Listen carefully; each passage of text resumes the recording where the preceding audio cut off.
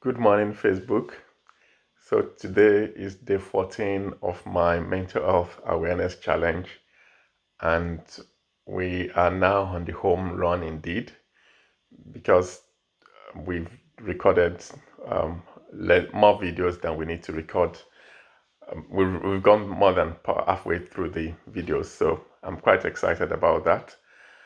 And in terms of where we are now, today I'm dealing with letter K.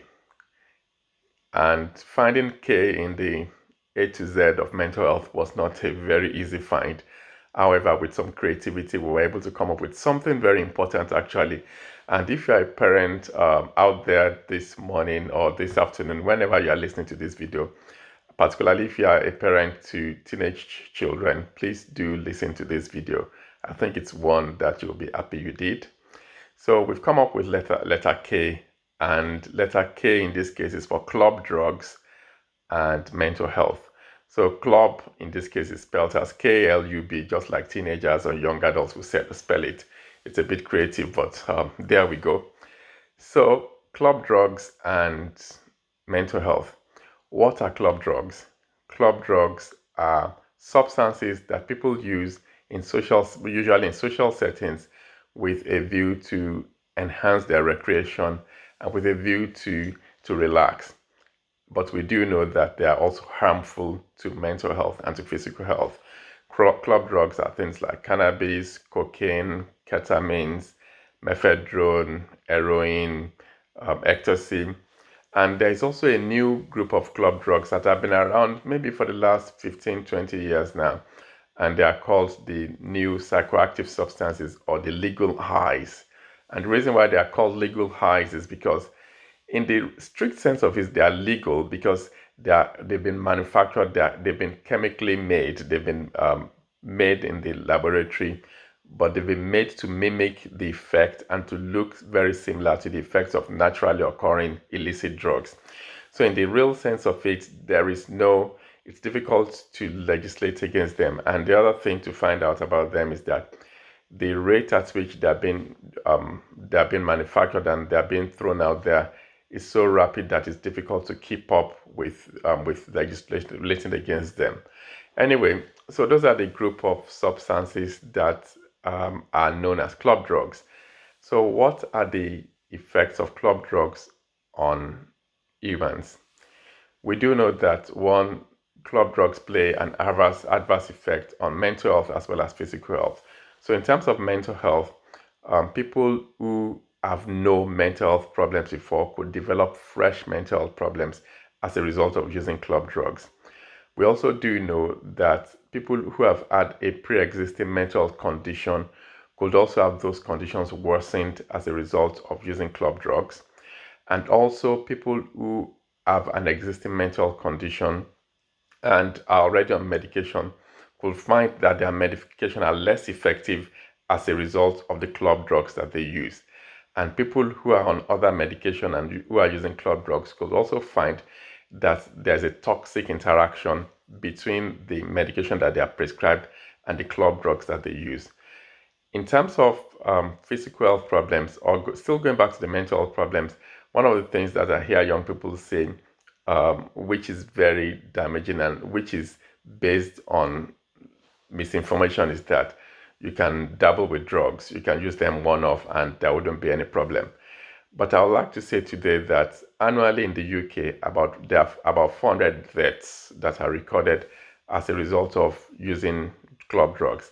And the reality is that a lot of them, a good number of them, actually occur in people who have used drugs for the first time. So I really want to speak to young people this morning or this afternoon, whenever it is that you are listening to this video. Some of you are just going to university now as freshers. Some of you are already in university. Some of you have graduated, or maybe there are some adults. I expect that there are a lot of adults listening to this as well. Illicit drugs are very dangerous, and you never know what the outcome is going to be because you can't always tell what is in what you are taking. So the fact that I can dabble once and then not do it again is fallacy, because there are people who have dabbled once and they didn't live to tell the story. There are people who have dabbled once and they've had what is called a bad trip and they've ended up in psychiatric hospitals on admission. And there are people whose careers, young people, and I see this is not something I hear about, it's something I see. People whose careers have been truncated just because they dabbled once or they dabbled twice. So the message here is that if you are in the privileged and blessed position that you haven't ever touched drugs, stay that way.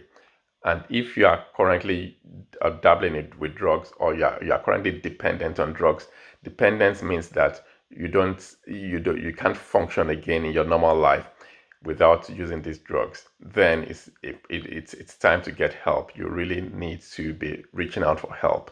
And before the end of this video, I will talk about the ways you can get help. So going back to we've talked about the mental health effects. They could cause a total breakdown in terms of people having a psychotic episode in which they lose complete touch with reality. They might hear voices when there's no one talking or when there's no sound. They might believe that people are talking about them or people are plotting against them. They have thoughts that are not in harmony with reality. It could also be associated with depressed mood. It could be associated with anxiety. It could also be associated with acts of self-harm and also suicide. We do know that these illicit drugs or these club drugs actually sort of they control or they dampen the natural inhibitions, the natural holdbacks that people have, such that people then can very easily throw caution to the winds and do the things that they wouldn't naturally do. And that includes reckless behavior, dangerous behavior, also indiscriminate sexual acts, that sort of thing that really put people's life in danger that they wouldn't have done if they were not under the influence of these toxic, harmful substances. So it's very important. In terms of physical health, damage to the lungs is a very prominent one. We do know that also people who use drugs, some drugs, particularly if they inhale them and smoke them, could damage, could at higher risk of some cancers. People who sniff cocaine, who snort cocaine, for instance, or who sniff cocaine, could have their nasal bridges damaged. So there's quite, and then generally their immune systems are run down. They can be prone to intercurrent infections. In terms of intercurrent infections, I mean, for instance, people who use heroin can be prone to infections that their body will usually be able to fight because their body system is run down. Heroin injection, for instance, is associated with deep vein thrombosis. Deep vein thrombosis is simply that a clot develops in the large veins of the body, usually the large veins of the leg, and that could actually result. It can be a potentially fatal condition because that clot could then be dislodged and it could then block the blood supply to the heart, onto the lungs, which can cause fatality in terms of people can die from it, and that could be sudden death. There are strokes. There are substances that cause a very sudden increase in blood pressure, ketamines, for instance, or sudden increase in temperature, and amphetamines as well could cause that, and could actually lead to death as well, sudden death. The heart could suddenly go into an abnormal heart rhythm and then stop beating completely. And there are people who don't live to tell the story of all this. So the question is, how do you know? What are the signs, or to start with, why do people take drugs? Young people take drugs for several reasons. One of them is peer pressure, because they want to belong, because they want to be in the group. They don't want to be the naive person or the fresh person, as they call it. But if saying no to drugs is because you are saying yes to your future. So if you know the reason why you are saying no, then it gives you the boldness and it makes you brave enough to be able to say no. The other reason is sometimes it's because young people have a void in their lives and they're trying to fill that. Maybe because they are not accepted at home, or maybe because they don't feel loved and they are turning to these drugs with a view to lift their moods. Sometimes as well, people take drugs, young people or even adults take drugs with a view to try and make them feel better about themselves, maybe because of low self-esteem or because of a depressed mood or because of anxiety. Some people drink, for instance, because social settings, they have social anxiety, and so because when they get into social settings, they then try to drink to try and give them the braveness, or to try and give them the boldness to be able to approach social situations. But whichever way it is, um, taking drugs and using illicit substances is not really worth the damage, the potential damage that it can cause both to physical and mental health. Of course, there's also the damaging of relationships. There is the fact that people run into debts. There is the fact that people put themselves at risk. There are people who would then be chased around by drug dealers, and being at the mercy of drug dealers is not a very positive thing. So there's quite a lot that that is at stake for people who are using illicit substances and who are using drugs. And in terms of how can you find out what are the telltale signs, particularly for parents who are listening today, who have teenage children or who have young adults, and you are wondering, is my child using drugs or not? There are certain things that you can look out for. In the first instance, let's start with their emotions. Let's start with their mood. Sudden changes in mood swings, feeling withdrawn, feeling sullen, social withdrawal, being suddenly hostile, being suddenly angry, so being hysterical, being just suddenly feeling elated for no particular reason. Those might be telltale signs that this person might be using drugs and or club drugs. But more than that, there are other things that also happen. You could also find that there is a change in their behavior in terms of the fact that they might begin to avoid high contact, they might begin to neglect their schoolwork, they might begin to feel glazed or they just look glazed, their eyes might be red. You might find that they begin to constantly have running noses and they need to constantly use on the counter drugs that they buy off the counter to combat either a running nose or to treat red eyes. So those are warning signs. They might become secretive. That's another thing. They are secretive with their phones. They are secret. They begin to lock their rooms, for instance, because that's where they keep their drugs, and they don't want anybody getting in there. So those might be telltale signs that there's something going on. And of course, also their friends. They might begin to just. There might be a change in the circle of their friends. You might find that they are needing money that they used to need. They are getting into debt. You might find that they are breaking curfews, they are going out at odd hours of the day or particularly at night and coming back very late. And when they come back, they might become clumsy, running into things. You might also find the subtle signs like you might find that their nails or their fingers, you might find marks on their fingers that tell you that things are not, there are stains on the fingers. You might also find that they begin to, in a subtle way, neglect their personal hygiene. You might also find that they begin to use mints or breath fresheners to try and mask the smell of the substances that they've used. You might find also, very interestingly, that people begin to use long sleeve shirts or long sleeve wears during summer. So when young people, usually during summer, when they want to should be wanting to display that their beach body, when they want to show, when they should be wanting to show off their muscles or wanting to show, to be dressed in summer wear, you find that they are using long sleeve wears because they are trying to cover the marks on their arms where they've been injecting themselves. So those are telltale signs that things are not really right. The question is, how do you tell whether this is the case or whether this is just normal teenage behavior? The way to tell is one, it's not just one thing to look out for. It's when there is many more, when there's a combination of some of the things that I've mentioned, that you should begin to think that there's a problem. And in addition to that, it's also about having a frank conversation with your teenager, with your young adult. You need to be able to have that conversation and be up and direct with them. Have you been using drugs? Have you been drinking or have you been drinking excessively? It's very important to have those conversations. And of course, the other thing is that if you really have your suspicions with or behind them, you might need to carry out a search in their rooms. I think that it's best to get their consent to do it and to let them know that you are doing it for their welfare.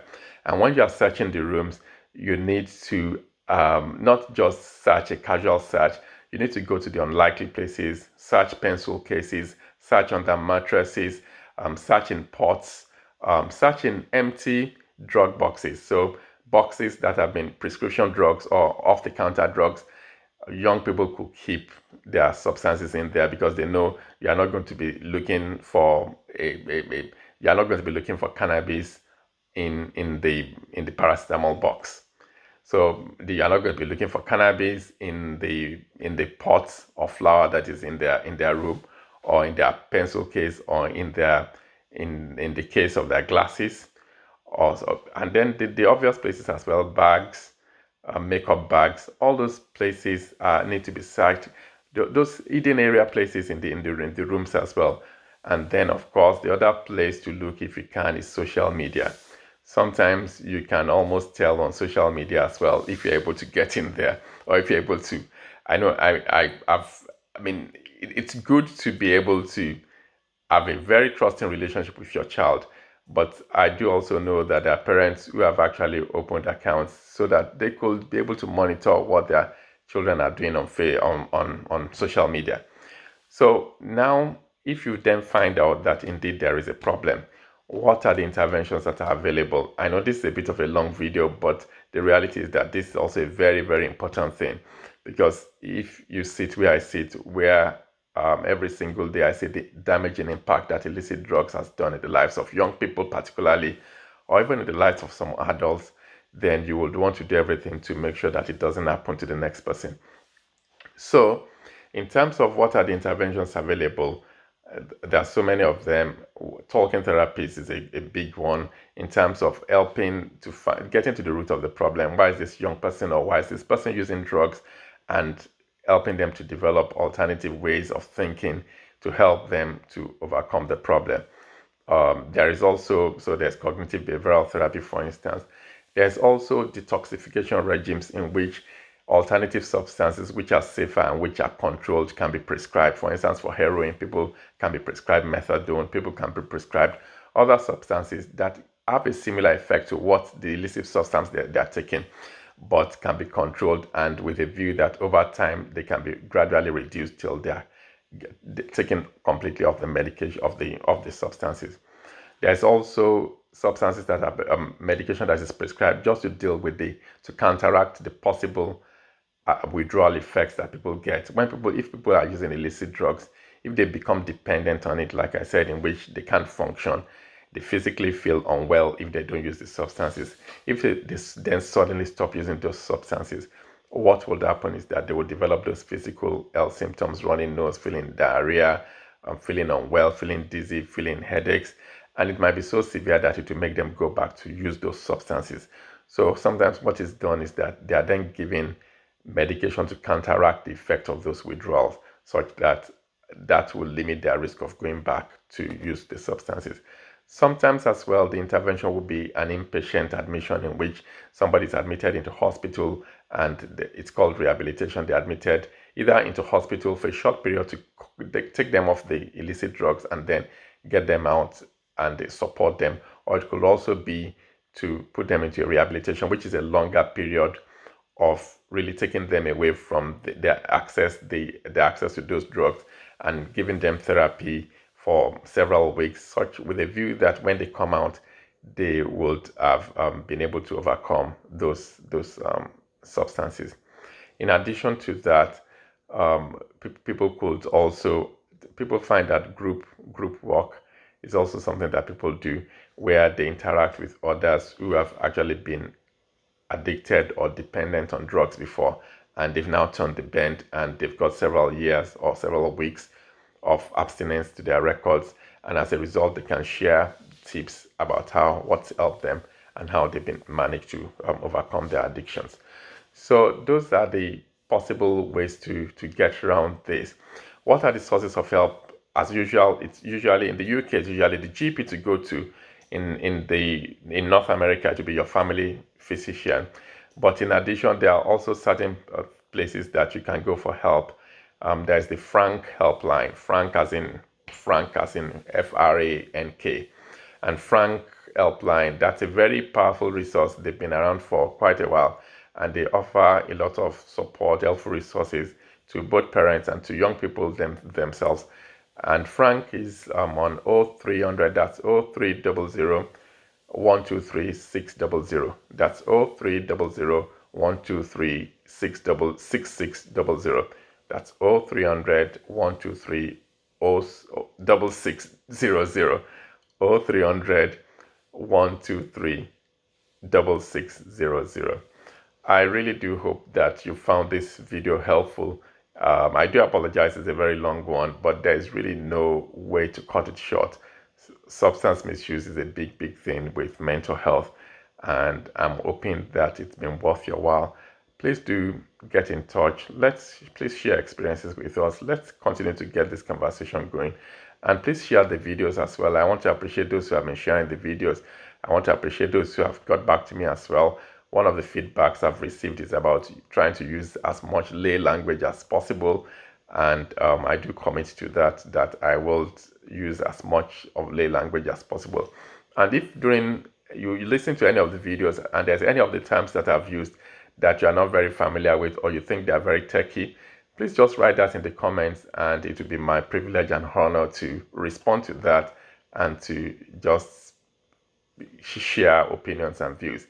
Finally, I want to give a shout out again to Reverend Victoria Lawrence, my friend who nominated me to take on this challenge. Thank you very much.